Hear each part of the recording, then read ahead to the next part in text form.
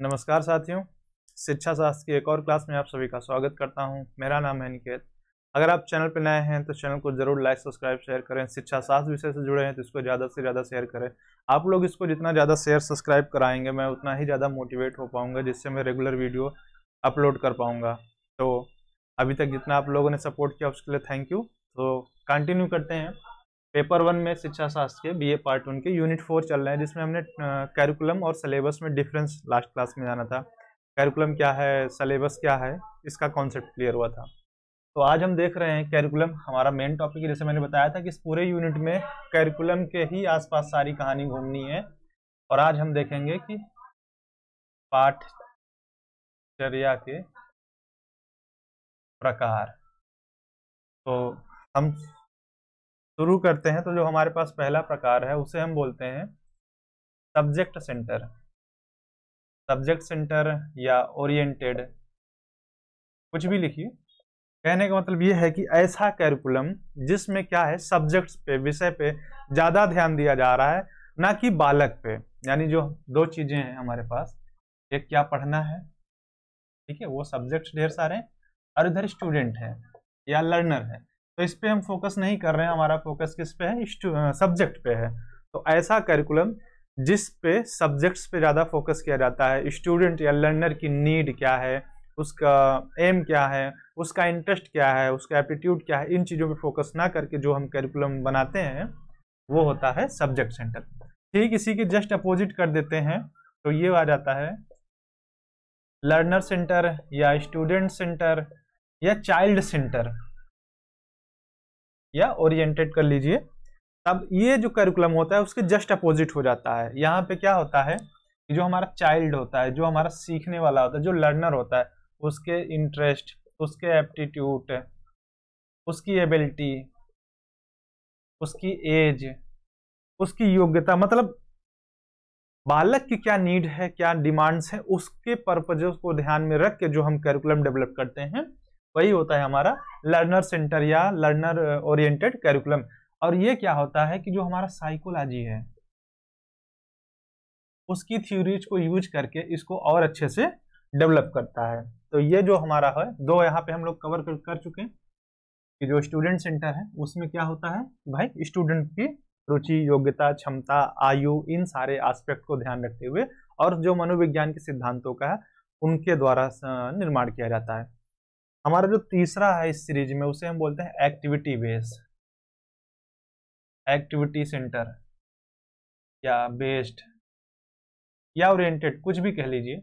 अब ये जो करिकुलम है, अब सोचोगे कि उन दोनों में तो एक में टीचर सब्जेक्ट पे ज्यादा फोकस किया था, सब्जेक्ट सेंटर को कई जगहों पे टीचर सेंटर भी कहा जाता है, तो परेशान मत होना, दोनों एक ही चीज है। तो अब यहाँ पे ये जो नई चीज आ गई कि भैया ये कौन है, एक्टिविटी सेंटर या एक्टिविटी बेस्ड। तो ये करिकुलम के एक ऐसा टाइप है जिसमें बालक को बाई एक्टिविटीज चीजें सिखाई जाती हैं, कि करके सीखने पे बल दिया जाता है। अगर सीधे सीधे कहा जाए तो बालक को करके सिखाओ, लर्निंग बाय डूइंग। तो ये इस चीज पे बल देता है कि भाई तुम करके सीखो, ज्यादा अच्छा सीखोगे, ज्यादा अच्छा करोगे, गलतियां होंगी फिर से प्रयास करो। और इस चीज का समर्थक किया था एक शिक्षा शास्त्री हैं, जॉन डीवी ने। ये अमेरिकन शिक्षा शास्त्री थे और बहुत ही प्रसिद्ध हैं। अगर आप लोग आगे कंटिन्यू जाएंगे, खैर बीए में भी आप लोगों का इनसे परिचय हो जाएगा, और जो लोग बीए थर्ड ईयर रखेंगे पर्टिकुलर इनके बारे में आप लोगों को पढ़ना पड़ेगा।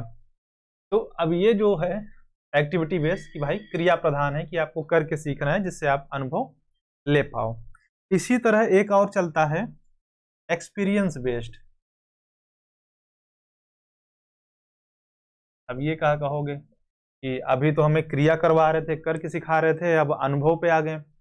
तो जब ये क्या होता है, जो करिकुलम डेवलप कराया जाता है तो या जो होता है टाइप्स, इसमें क्या है कि जो अनुभवी लोग होते हैं, जो एक्सपीरियंस हो चुके होते हैं, वो करिकुलम को डेवलप करते हैं, क्योंकि उन्होंने उस सारे स्टेजेस देख लिए होते हैं। जैसे मान लो यहाँ से आपकी जर्नी शुरू होती है, यहाँ आए, यहाँ आए, यहाँ आप यहाँ तक आ चुके हैं, और बालक की जर्नी अभी स्टार्ट हो रही, वो यहीं पे है। ठीक, चलो कोई बालक है, उसकी जर्नी अभी यहाँ है, तो आप यहाँ तक आके वो सारे अनुभव ले चुके हैं, वो सारे एक्सपीरियंस आप फेस कर चुके हो। तो इसलिए आपको पता है कि बालक का इंटरेस्ट क्या है, बालक की रुचि क्या हो सकती है।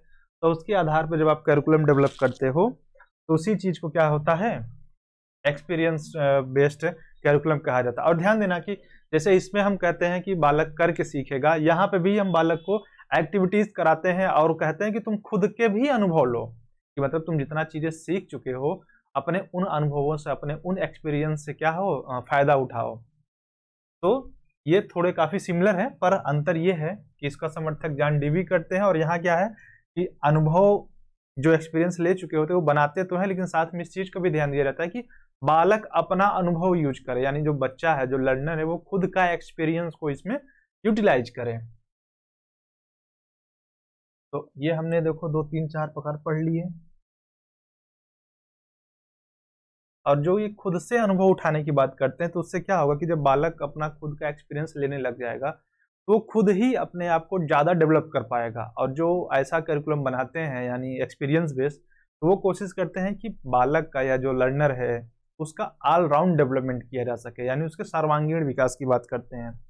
अब हम बात करते हैं समाकलित पाठ्यचर्या की, इसको बोलते हैं इंटीग्रेटेड। इंटीग्रेटेड करिकुलम में क्या होता है कि यहाँ पे विषयों की जो बाध्यता होती है, जैसे क्या होता है कि नॉर्मली हम लोग अगर आर्ट फील्ड में आ गए तो साइंस फील्ड के सब्जेक्ट नहीं पढ़ पाते हैं, या साइंस फील्ड में आ जाते हैं तो आर्ट के नहीं पढ़ते हैं। मतलब अगर हमने अपना सब्जेक्ट चेंज कर दिया, आगे स्ट्रीम चेंज कर देते हैं, तो हम चीज़ें आगे नहीं कर पाते हैं, मतलब उन चीज़ों को नहीं पढ़ पाते, हमारा इंटरेस्ट भी हो तब भी। लेकिन ये जो इंटीग्रेटेड करिकुलम होता है, इसमें क्या होता है कि जो विषयों की बाध्यता होती है, बाउंड्री होती है कि नहीं बस आप इतना ही पढ़ना है, ये बाध्यता नहीं रहती, ये बाध्यता हट जाती है। और जब ये बाध्यता हट जाती है तो आपको इसका फायदा मिलता है कि आप अन्य विषयों को भी पढ़ पाते हैं। जैसे भी आप मान लीजिए यहाँ एजुकेशन पढ़ रहे हैं बीए पार्ट 1, कुछ लोगों के पास एजुकेशन है, कुछ के पास एंशिएंट होगा, कुछ के पास क्या है, पॉलिटिकल है।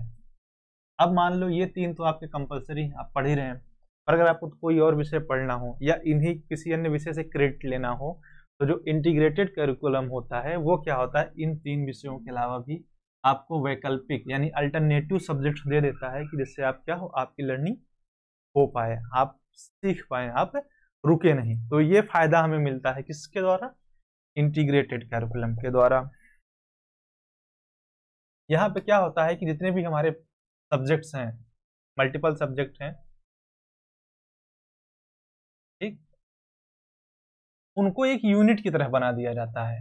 कह सकते हो कि एक पेपर बना दिया जाता है या यूनिट बना दिया जाता है कि भाई सारे विषयों का कुछ ना कुछ यहाँ पे रख दो, एक विषय बना दो कि भाई 3 विषय थे, इन तीनों को जोड़ दो, इन तीनों को हमने एक कर दिया, इनके कुछ पॉइंट उठा दिए, कुछ पॉइंट उठा दिए। तो यही फायदा मिलता है हमें इंटीग्रेटेड करिकुलम में। तो क्या होता है कि हम मल्टीपल सब्जेक्ट्स को एक जगह पे रख देते हैं, जिससे विषयों की जो बाउंड्रीज होती है, जो लिमिट होती है, वो यहाँ से हट जाती है, वो बाउंड्रीज नहीं रह जाती है। फिर बात करते हैं, एक होता है हमारा नेशनल कैरिकुलम।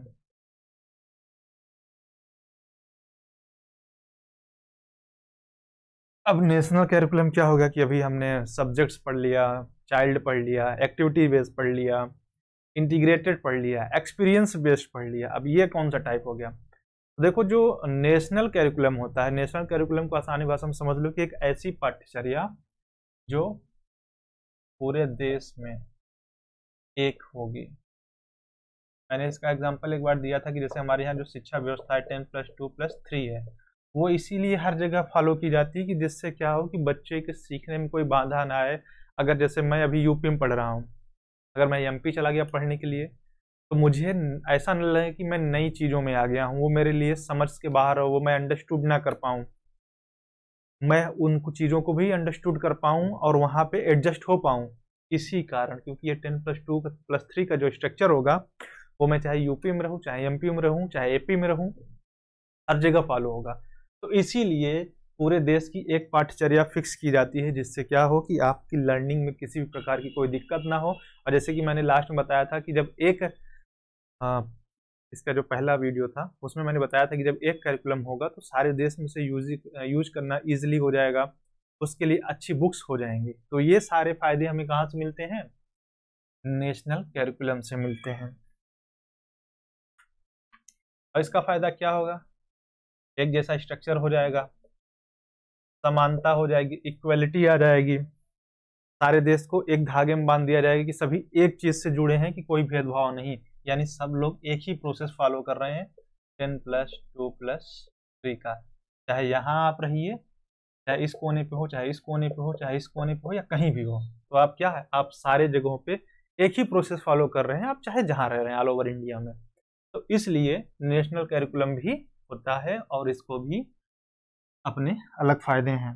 अब इसके कुछ विशेषताएं हैं, एक दो, जैसे कि इसकी एक विशेषता है कि जो हमारे संविधान में शिक्षा का महत्व है, ठीक है,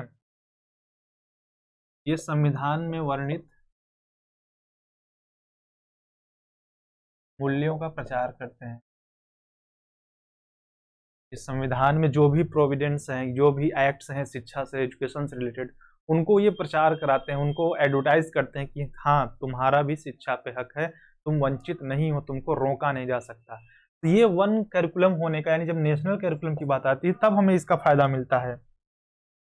ये फोकस करते हैं व्यक्तिगत प्लस सामाजिक लक्ष्यों के लिए। जब ये करिकुलम बनाया जाएगा नेशनल करिकुलम, तो ये क्या होता है, आपके इंडिविजुअल ग्रोथ की भी बात करेंगे, प्लस सोसाइटी के नॉर्म्स के अकॉर्डिंग भी सोसाइटी को भी डेवलप करेंगे, यानी सबका साथ सबका विकास वाला कॉन्सेप्ट लागू हो जाता है नेशनल करिकुलम में। दूसरी चीज ये क्या होता है कि बालक उपागम केंद्रित होता है। कहने का मतलब है कि ये जो करिकुलम बनाया जाएगा तो ये चाइल्ड सेंटर से, देखो एक चीज जान लो, करिकुलम सबसे अच्छा वही है जिसको पढ़ना है उसके अकॉर्डिंग हो। अगर आप लर्नर हैं तो करिकुलम जब आपके अकॉर्डिंग होगा तो आपको पढ़ने में भी इजीली होगी, अंडरस्टूड करने में भी इजीली होगी, और अगर एग्जाम होता है तो आप अपनी परफॉर्मेंस भी अच्छी दे पाओगे। लेकिन होता क्या है कि कई जगहों पे अलग अलग, जैसे खासकर प्राइवेट इंस्टीट्यूट के सिलेबस देखो बहुत अलग होते हैं, हर बोर्ड का सिलेबस अलग हो जाता है। लेकिन जब हम अपने सरकारी की बात करते हैं, जैसे एनसीईआरटी की किताबें हर जगह फॉलो की जाती हैं, तो आप एनसीईआरटी की किताबें चाहे यूपी में पढ़िए चाहे एमपी में पढ़िए, कहीं भी पढ़िए, सब एक जैसी रहेंगी, उसमें कोई बदलाव नहीं होगा ना। तो यही फायदा होता है। तो यहाँ पे यही कह रहे हैं कि चाइल्ड सेंटर अप्रोच यूज करें, जिससे क्या हो कि बालक का सही से डेवलप हो जाए, हम सब्जेक्ट का मटेरियल उसके दिमाग में ना भर दें, हम उसका नॉलेज ही बढ़ाएं। तो इसलिए, और इसकी चीज है कि पाठ्यचर्या निर्माण में लचीलापन लाना। देखो जो कैरिकुलम डेवलप किया जाता है उसमें फ्लेक्सिबिलिटी होनी चाहिए। फ्लेक्सिबिलिटी इन द सेंस ये है कि जब अगर मॉडर्न नीड्स में हमें कुछ उसमें ऐड करना पड़े या कुछ हटाना पड़े, जैसे अभी अभी क्या है, एनसीईआरटी में मुगल के कुछ चैप्टर हटा दिए, तो शायद वो नेसेसरी नहीं होगा इसलिए हटा दिए गए। तो यही चीज है कि जो नेसेसरी नहीं था उसको हटा दिए, जो नेसेसरी हम अब उसको ऐड ऑन करेंगे ना। तो ये चीजें होनी चाहिए। अगर कैरिकुलम फ्लेक्सिबल नहीं होगा तो ये चीजें हम नहीं कर पाएंगे। तो ये कुछ पॉइंट्स थे जो कि नेशनल कैरिकुलम की क्वालिटी बताते हैं। इसके अलावा इसका सबसे अच्छा एक फायदा मिलेगा कि जो प्राइमरी एजुकेशन से शुरू होगा ये हायर एजुकेशन तक ये कंटिन्यू जाएगा। तो इसमें क्या है कि कोई भी पार्शियलिटी नहीं होगी, किसी प्रकार का भेदभाव नहीं होगा, किसी भी प्रकार का जो सिलेबस होगा उसमें कुछ भी चेंजेबल नहीं होगा, सबके लिए एक जैसा चलेगा। इसके बाद क्या होगा, एक कैरिकुलम आपको और पढ़ना है, कोर कैरिकुलम। इसके बारे में मैंने अपनी पुरानी वीडियोस में थोड़ा बहुत बता रखा था कि कोर कैरिकुलम क्या होता है, तो साधारण भाषा में बता देता हूँ फिर से एकदम इजीली कि कोर कैरिकुलम एक ऐसा कैरिकुलम होता है जहाँ पे कुछ सब्जेक्ट्स आपको मस्ट होते हैं कि पढ़ना है। जैसे ऐसे कुछ सब्जेक्ट हैं आपके पास, मैं एग्जांपल देता हूँ। जैसे अभी समझ लो, अभी 3 विषय आप लोग पढ़ रहे हैं, ईडू पढ़ रहे हैं, एंशिएंट पढ़ रहे हैं, जियो पढ़ रहे हैं, लेकिन जैसे ही आप थर्ड ईयर में आएंगे तो आप एक विषय ड्रॉप कर देंगे, आपको 2 ही विषय लेके आगे कंटिन्यू करना पड़ेगा, ऑप्शनल हो जाएगा। तो उसी थ्योरी को ये लोग फॉलो करते हैं और कहते हैं कि कोर कैरिकुलम एक ऐसा कैरिकुलम है जहाँ पे कुछ विषय आपको अनिवार्य रूप से पढ़ने पड़ते हैं और कुछ विषय आपको वैकल्पिक होते हैं, आप अपनी मर्जी से उनको चुनाव कर सकते हैं। इसका सबसे अच्छा एग्जाम्पल है हमारा 10th बोर्ड। जब मैं 10th में था तो हमारे यहाँ ऑप्शनल में कला, संस्कृत और एक कोई और विषय था, 3 विषय हम लोगों के पास ऑप्शनल थे कि physics, chemistry, math, social science, English, Hindi के बाद हमारे पास जो था ऑप्शनल, कला, संस्कृत, हाँ कंप्यूटर, 3 विषय हम लोगों के पास ऑप्शनल थे कि ये था 10th में। हमारे पास 5 विषय हमारे मस्ट थे कि हमको पढ़ना है, लेकिन बाकी विषय हम लोग के ऑप्शनल थे कि हम कुछ भी इसमें से एक चुन सकते थे। तो यही होता है कोर करिकुलम। और कोर करिकुलम क्या टारगेट करता है कि जैसे चाइल्ड सेंटर जो अप्रोच होता है, वो बालक के डेवलपमेंट की बात करता है। किस किस प्रकार के डेवलप की? ऑलराउंड।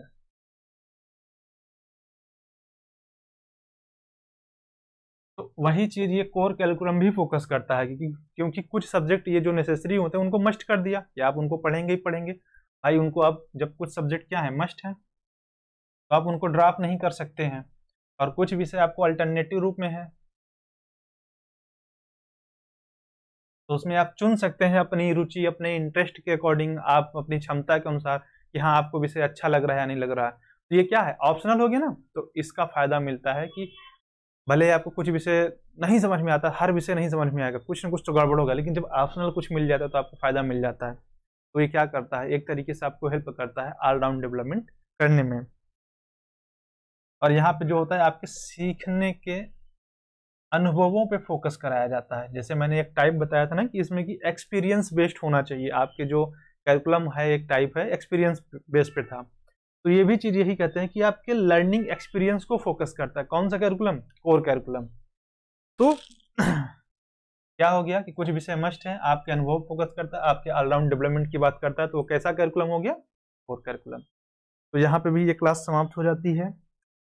और अगला टॉपिक क्या होता है हम देखते हैं। Principle of construction. कैरिकुलम को बनाने के सिद्धांत क्या है। अभी हमने टाइप्स ऑफ कैरिकुलम देखा, अब हम नेक्स्ट क्लास में हम देखेंगे कि इसके प्रिंसिपल्स क्या हैं। प्रिंसिपल क्या है कैरिकुलम को डेवलप करने के, तो ये हम नेक्स्ट क्लास में देखेंगे। और इस क्लास में एक बार फिर से कर कि जितने लोग भी चैनल पर नए हैं या जितने भी लोग देख रहे हैं, इसको ज़्यादा से ज़्यादा शेयर और सब्सक्राइब कराएं। आपका शेयर सब्सक्राइब करने में सिर्फ कुछ सेकंड्स जाएंगे, उसका यूज करें और इसको ज़्यादा से ज़्यादा शेयर सब्सक्राइब करें, जिससे ज़्यादा से ज़्यादा लोग देख पाएँ, ज़्यादा से ज़्यादा लोग पहुँच पाए। और जब जितने ज़्यादा लोग पास पहुँचेगा तो मैं भी उतना ज़्यादा मोटिवेट हो पाऊँगा कि इसमें वीडियोज़ रेगुलर बना पाऊँगा। तो जिससे आपका भी फ़ायदा होगा, मेरा भी फ़ायदा होगा। सो तो ज़्यादा से ज़्यादा शेयर एंड सब्सक्राइब कराएं। Thank you. मिलते हैं नेक्स्ट क्लास में।